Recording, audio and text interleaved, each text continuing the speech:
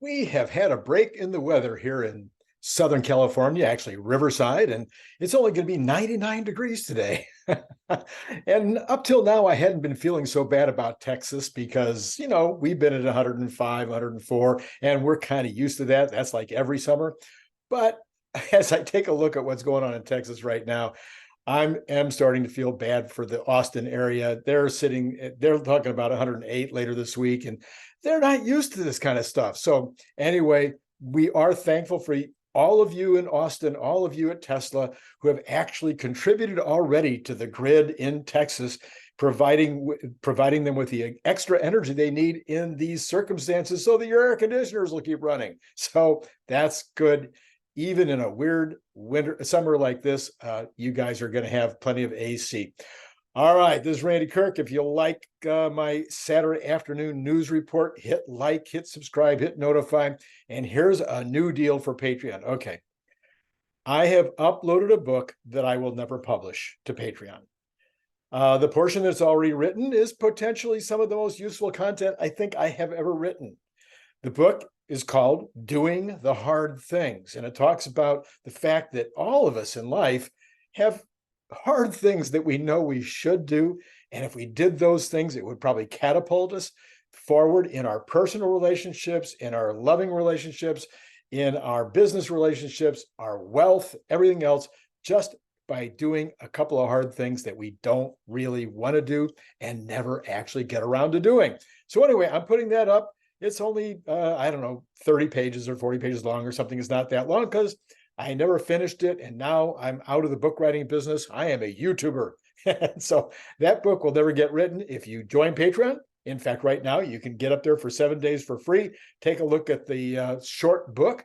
And then if you don't like Patreon, you can say bye-bye. It's all good. As you may have heard, my new goal is to get to 125 this month.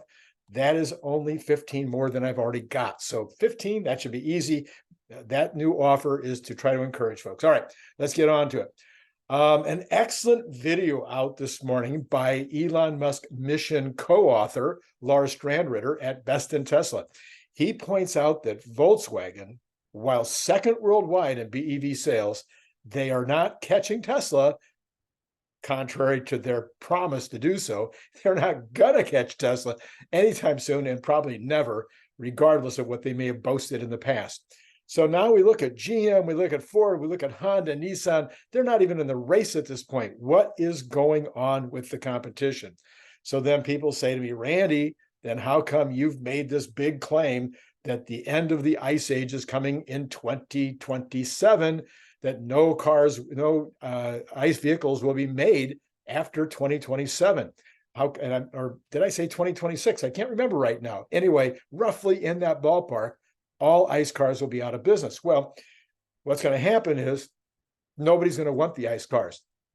And so even though I'm only estimating that 65 million cars, BEV cars will be made in 2027, that's going to have to be enough, meaning some people are not going to get a car that year that want a car. There's going to be waiting lists, and those waiting lists might last a year or two. That will be during the transition because there won't be enough BEVs made to fill the demand, but nobody is going to want an ICE vehicle anymore. So that's going to be a transitional issue. But you can take a look at, like, for instance, Volkswagen. Let's take a look at them. They're growing right now. They're growing this year versus last year at 50%. It looks like they might continue that this year, 50% over last year. That's even without any sales in China. I mean, they basically are doing nothing in China. If they can continue to grow at 50% a year, they'll be at 1 million next year, 2024. They could be 1.5 million in 2025, et cetera. So you can see that they're going to be at 2.5, 3 million by 2027, the year that they need to be really making a contribution. Then you can go, Tesla will be at 10 million, maybe even 12 by then. BYD will probably be at 6 or so by that time. And so you got just those three adding up to about 20 million plus. Then if you only need 65, that leaves about 45 from everybody else. Well, there's at least 45 companies that will be in the BEV business by then. Some, like Fisker, might not make it. Lucid probably won't make it, but maybe Rivian does.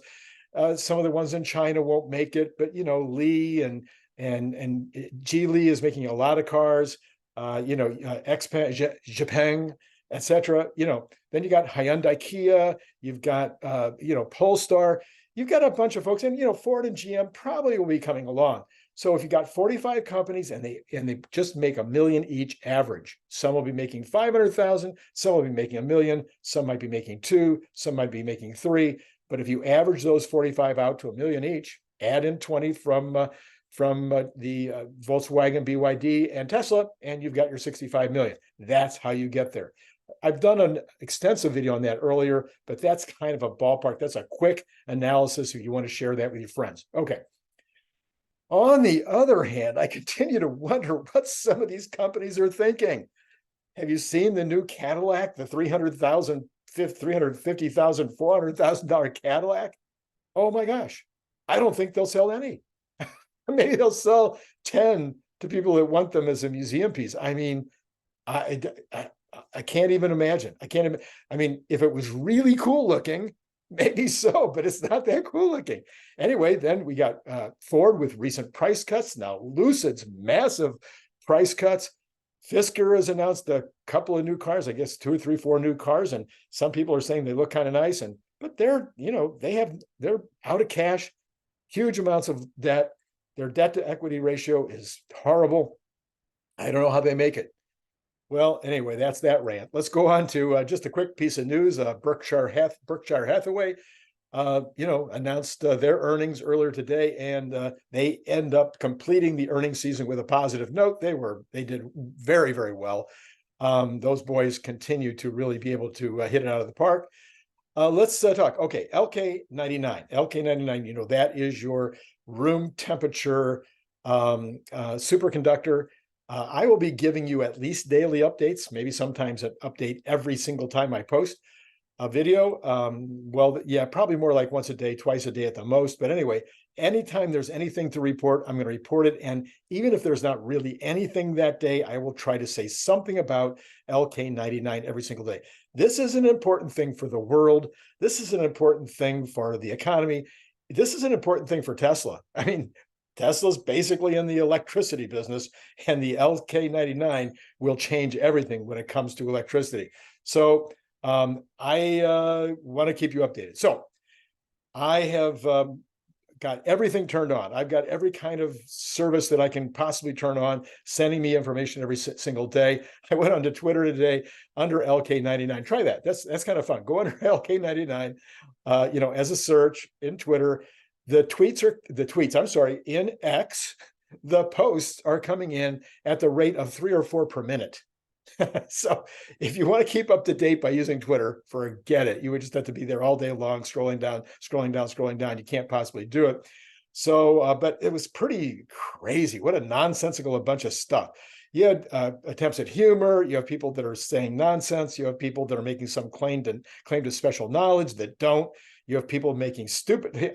One of my favorites. This guy says, based on my reading about room temperature superconductors on Wikipedia, this obviously is not real. Based on his reading, he has become an expert now because he read Wikipedia.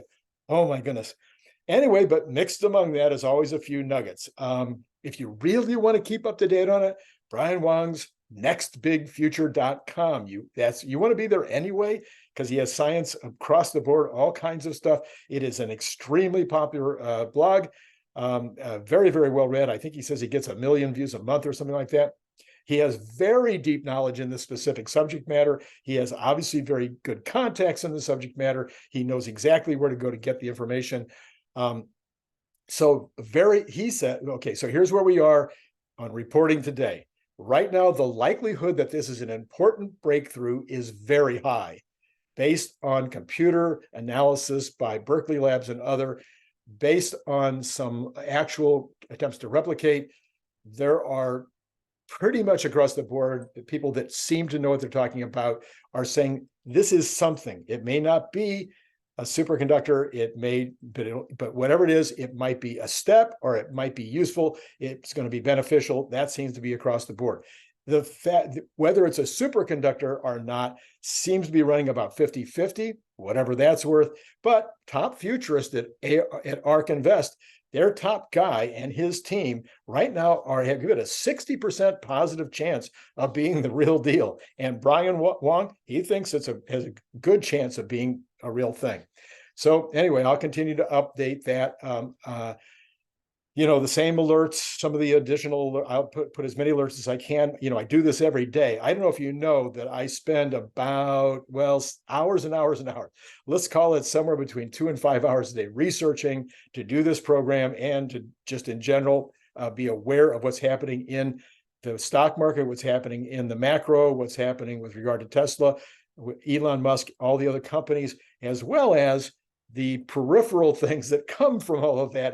There's a lot of research that goes in, and maybe it's overload on my part or something, but I'm really beginning to think that the content is getting less and less reliable. It could be the August effect. There's not enough news in August to keep people busy, and so I think they're making these outlandish claims in their headlines and outlandish statements in their headlines, and putting up their thumbnails in order to grab attention even more than usual. Maybe maybe it's an exaggeration on my point. I don't know. All I would encourage you to do, be careful. There's so much nonsense out there. There's so much crazy stuff out there. And they're among the people that are in the YouTube community around Tesla that just say things. They see one article on a lab report about something new happening in batteries, and boom, it's a big deal, and they're going to report on it like it was something that's real. You got to, if you see that kind of stuff, no. If you care, you think it's important enough, it needs to be researched. Now, having said that, one fan of this channel was very worried about the almost daily claims of breakthroughs in energy storage, and also companies that are getting in the energy storage business. And so he's been sending me articles. Thank you very, very much. Go ahead, please send me articles, send me information, send me reports, send me anything that you have out there that you think I might want to see with regard to any of these breakthroughs, whether that you can send it to me through Twitter, through Patreon, you can send it to me as a comment in the YouTube videos. So send me but here's the key let's just talk energy storage. Here are things to think about.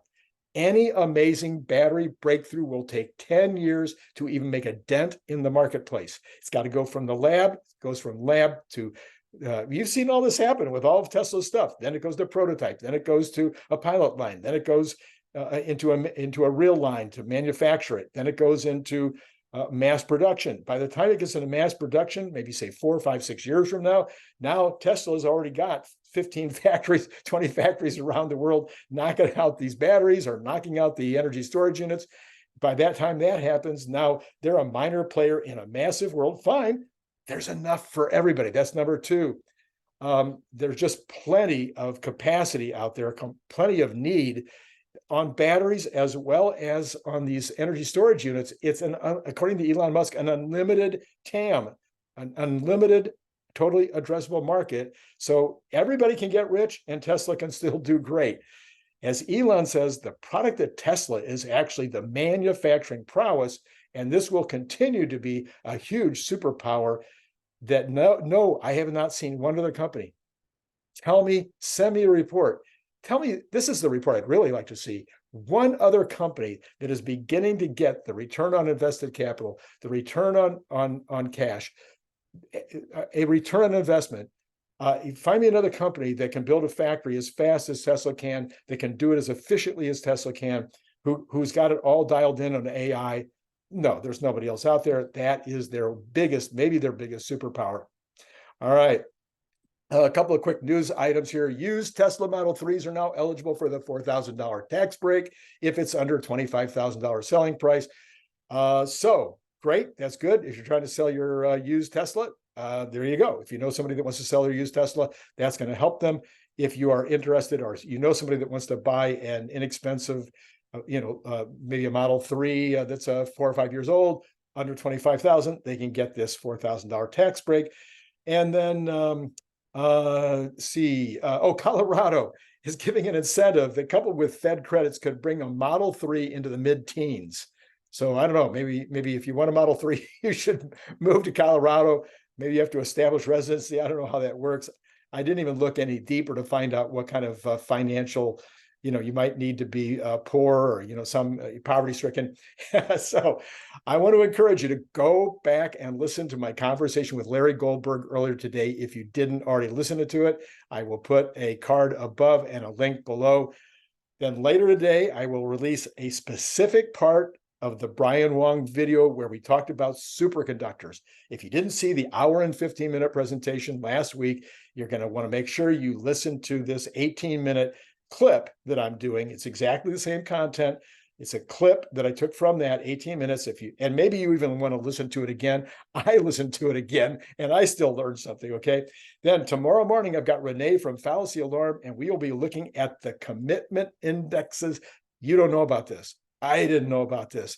I think maybe, well, he didn't make it up, but I have a feeling there's very, very few people who understand the power of using these commitment indexes. You want to hear this. It's going to help you to better understand the market, potentially better understand how to trade if you're a trader. And even if you're long-term, just give you one more data point that will help you to understand the market and Tesla stock.